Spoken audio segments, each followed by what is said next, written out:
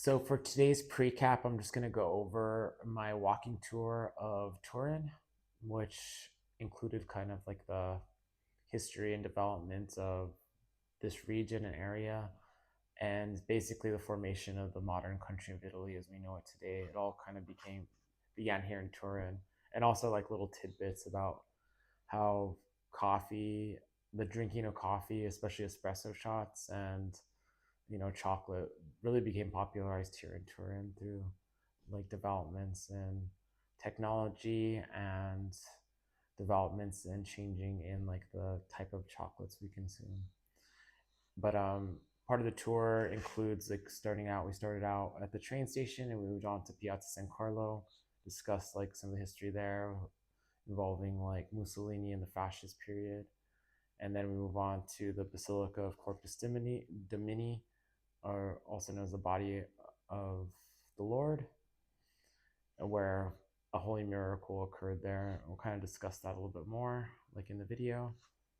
And then we move on to the Palazzo Madonna, and we get to see like the first um, place where the Italian government was and where the king and everything lived. They had like the first parliament and everything there, and the government was located there for the first like 4 years of the Italian Republic in the mid 1800s.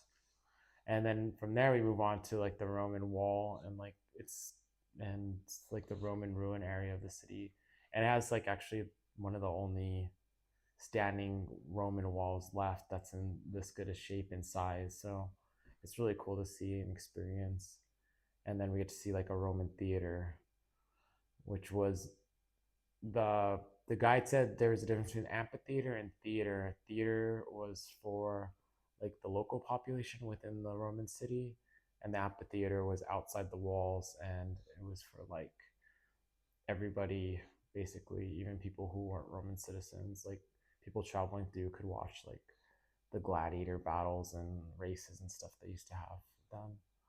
And then we finished the tour up at the Cathedral of St. John the Baptist, where the Shroud of Turin is. And luckily, I was able to see the shroud today. So if you get to the end of the video, you get to see it in my video. So yeah, that's about it for the video. I hope you learned something, enjoy it, or just enjoy looking at the video I was able to take of everything. So enjoy.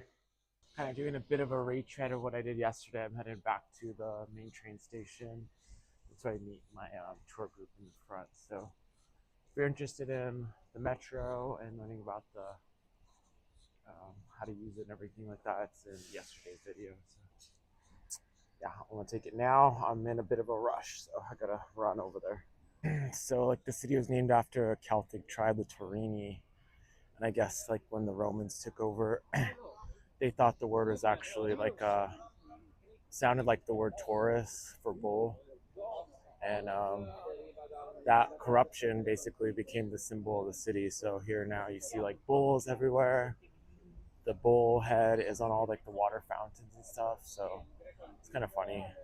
And I guess like the original word, the Celtic word, was derived from like Greek origin. He thinks, and it just means like the people who live around the mountains basically. So, but and he got corrupted, and a new symbol took hold, and now it represents the city of Turin, the bull.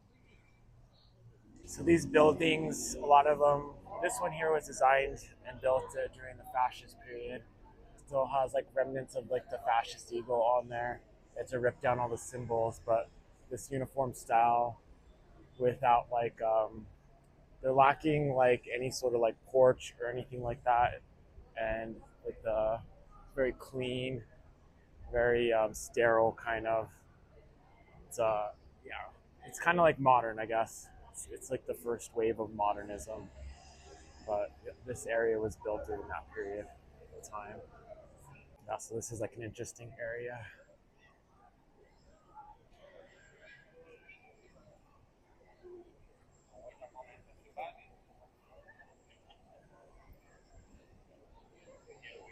So this hotel was actually occupied by the Nazis and used by the Gestapo. Whenever Italy was liberated, they renamed it after the liberators, the Italian liberators, the National Liberation Front or Committee. And these statues are actually built during, installed in 37, so it was during Mussolini, and they represent the agriculture of the area. So the man's holding some wheat and the woman's holding some apples.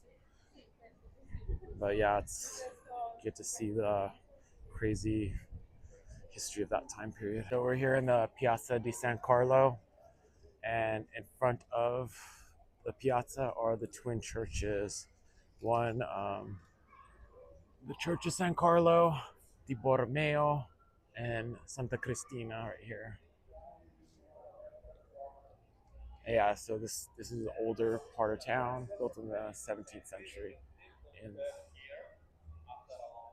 so so Turin and the Kingdom of Piedmont and the family Savoy, they had allied with the Spanish, like around like colonial time in like the 16th, 17th century, and they were the first kind of area to bring in chocolate and coffee from the New World. So this is the area of Italy that really developed like coffee culture and eating chocolate and sweets and stuff like that.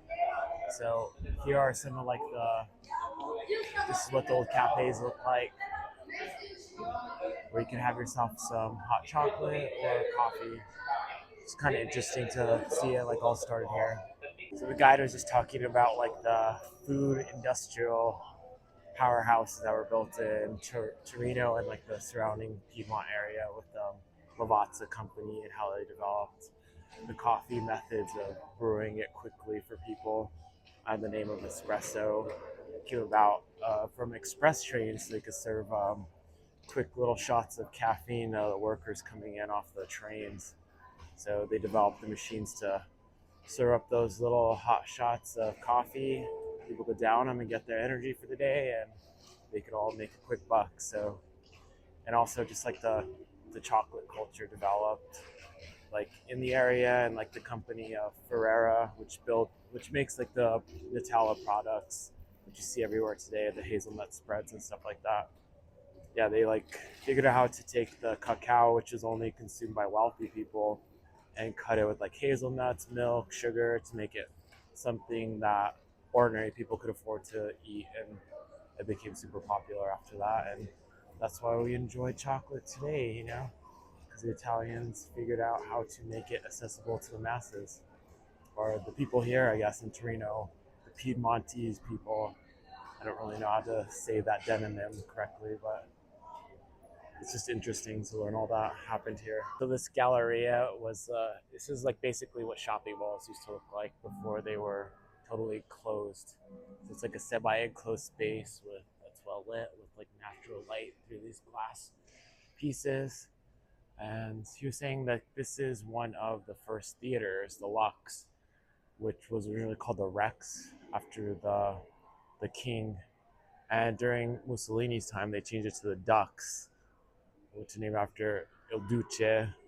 And then after he was deposed, they changed it to Lux. So that's the name of the theater today. I feel like the porticos here in Turin are a lot taller, I guess, and cleaner and more elegant than the ones in Bologna. I guess they're quality versus the quantity, because I think Bologna has the most porticos, but they're definitely like really nice here.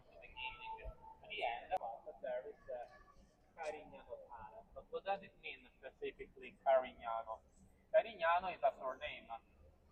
The word surname will be Savoia Carignano, again Savoy. But the cousins, and why do we have another royal palace to visit in the end for the cousins of them? Can be incredible, but when we reached the second half of 17th century, at one point of the history, the central part of the family with the strongest power had no more men. So the building behind me is the Egyptian Museum here in Turin, and I guess due to some connections with the expedition with Napoleon's forces during the late 18th and early 19th century, they're able to make an agreement with the Egyptians to basically excavate a ton of things that they had over there, enough stuff to fill like a building worth of museum. And so they have that there. And the other building, which was made for the first king of Italy, housed the first parliament of Italy after the unification of the country in the mid 19th century. So Italy as a country in its current state is a relatively new thing. It's been around less than 200 years. The US is technically older than the modern country of Italy, so it's kind of interesting to think about. But yeah, that's where it all happened. They ran the government there for the first 4 years of the country. They had a parliament, and the king was there, and it all came together there. So they are currently working on pedestrianizing this whole area. Oof, I watch my step here. So they're doing construction here to remove all the cars and traffic from the area, so people can actually walk through here. Since there's so many tourists and stuff, it actually probably makes more sense than having cars come through all the time.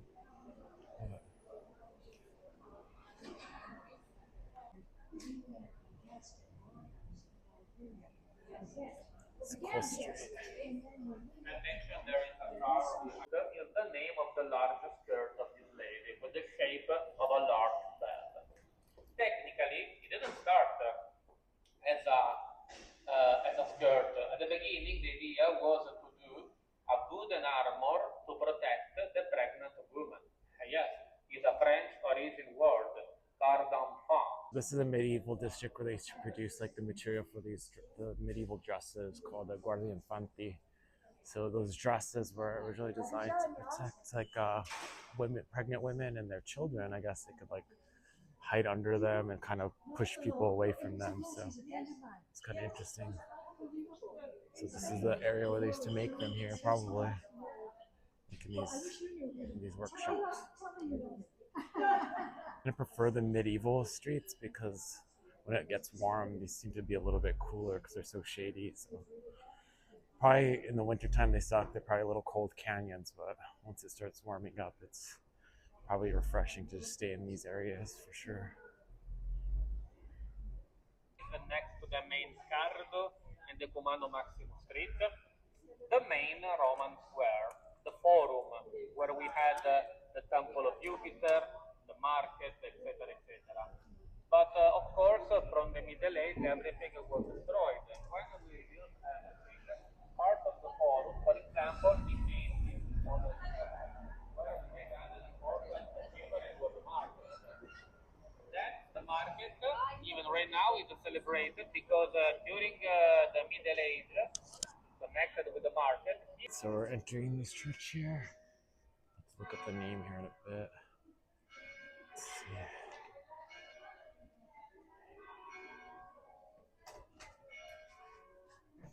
Basilica del Corpus Domini.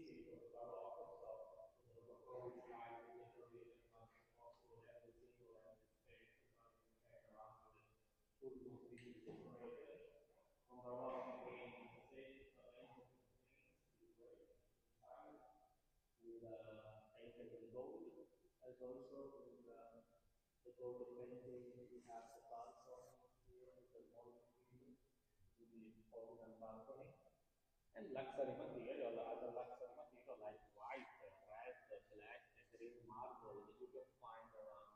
Some of them from Piedmont, some other from Tuscany, as you see before from the true stages of the river soil. But why do we have this here? We celebrate the birth of Don Miracle. There is a specific date, 6th of June, 1453, when a group of merchants came here into the market trying to sell something that I don't know what they The transfer tag indicated from anyone who knew that after days of war and that has disease, they arrived here to sit and fight. And the poor animal exactly here where they had the gate lost his life. When it happened, the people came closer and found this of the road, but in one holy, in one other box, they discovered inside another kind of product, a bit of a holy bread. Bread, the small one, circular, you eat in every Catholic ceremony even right now. And what happened? One holy bread from here, without any weapon or reason, began slowly to fly up to the sky, as you can see in the main painting here in front of you. So you see the upper part, there is a small light. That one is not a star or a moon, it's the holy bread that was flying. Everybody had the same idea. This one can be a sign of crisis, but to have a confirm, maybe better to call the Bishop of Torino more expert that he can confirm everything. So when the bishop arrived, the man in the center of the painting, look what did he do? He tried to have a final proof to sketch the holy ox bread on the top with the ceremonial cup full of red wine standing in this position. And then in a few seconds, the holy bread finished inside of the cup, making the match between the body of Jesus, the bread, with his blood, the wine. And this one was the final proof to believe that it would be him. After this incredible fact, they prepared a big, large list with a description. So this is a spot where the holy miracle was said to occur. So it's depicted up there with the piece of holy bread rising to the air, occurred in that spot. Okay, and here we are finally in front of our amazing Roman door, Roman gate, Porta Palatina, it's the name. That's the only one survived since the Roman age. I know maybe at first sight it doesn't look very old because there are many red bricks from Middle Age, but also from 18th century, 19th century when it was renovated other times. But basically, this is still Roman. I mean, look the facade. Behind the destroyed red bricks, some square, you can check that on the back there is the Roman stone, exactly as the stones into the wall you can see here. Okay, so this is an authentic Roman door. So it sounds like a lot of the Roman stuff was basically destroyed in order to expand the city in the industrial area, so 19th, early 20th century. So there's not a ton left here, but what they got here, this gate is in pretty good condition now. So it's like one of the last ones standing. This is a spectacular looking area. I just kind of want to share it with you all. I'm walking through here. Angle of the wall here.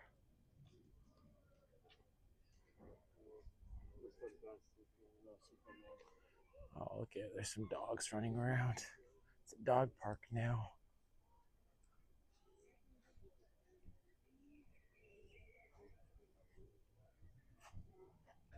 After Christ, so one of the first churches of the history.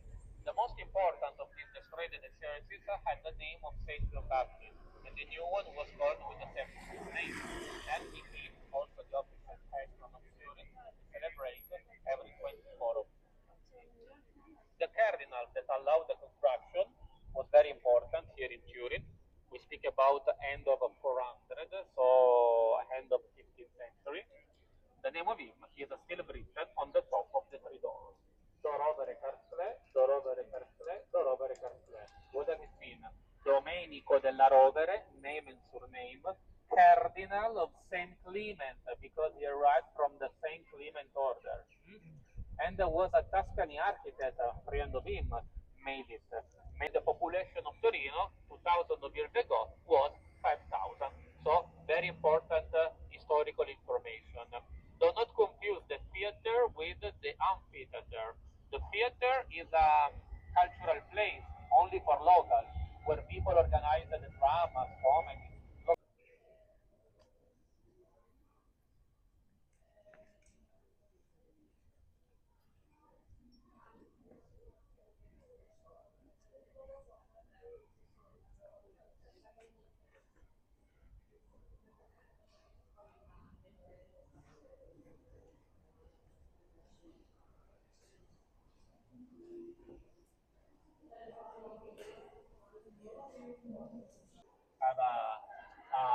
curious information, are made by the same architect that made the Versailles Gardens.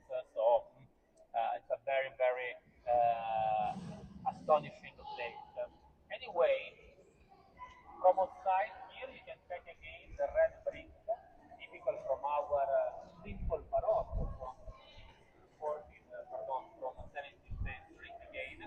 But inside, you can find something of totally different because the idea of Savoy was presented by the royal palace. How to scream in front of them? We fascist people have more power than you. That's the meaning, and that's the truth. As I told you before, when did it happen? The fascist dictator during the monarchy time. Now the question is, why was not destroyed after the war? Because in the meantime it became a private building, and now there are families, offices. We are not fascists. We don't destroy now the house of people, and because we have to keep it, we invented a particular nickname to minimize what happened. This is called now for us the Mussolini finger. Okay? Always in this position during the speech in Italiano, blah blah blah, to minimize black humor. Okay.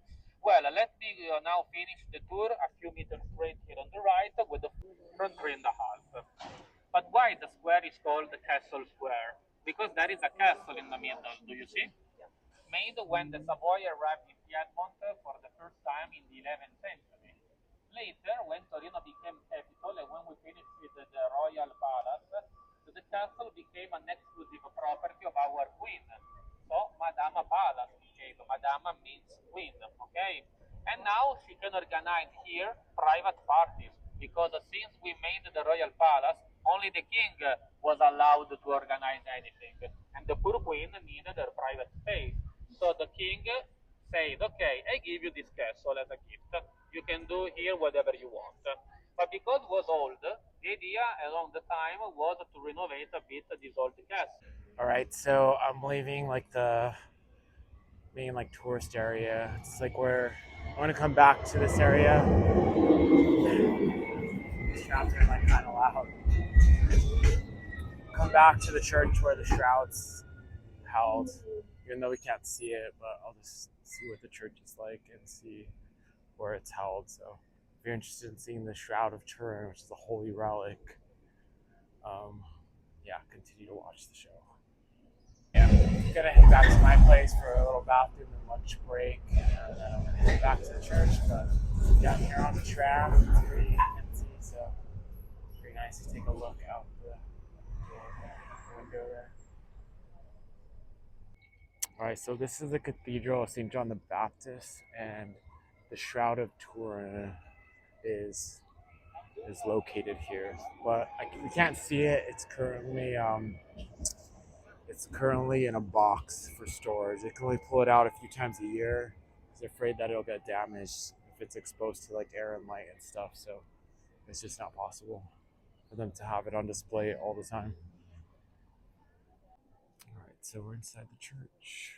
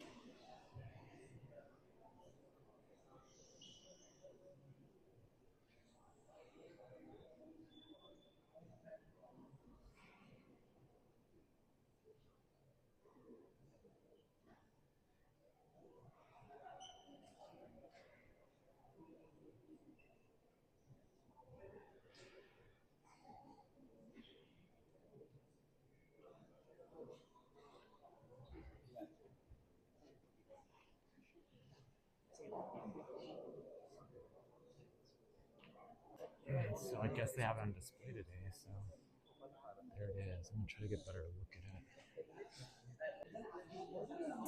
I don't know if that's like the real thing or what. It's kind of interesting. Hmm. They have it hanging like it's like the real McCoy, so that may be it there. Strange.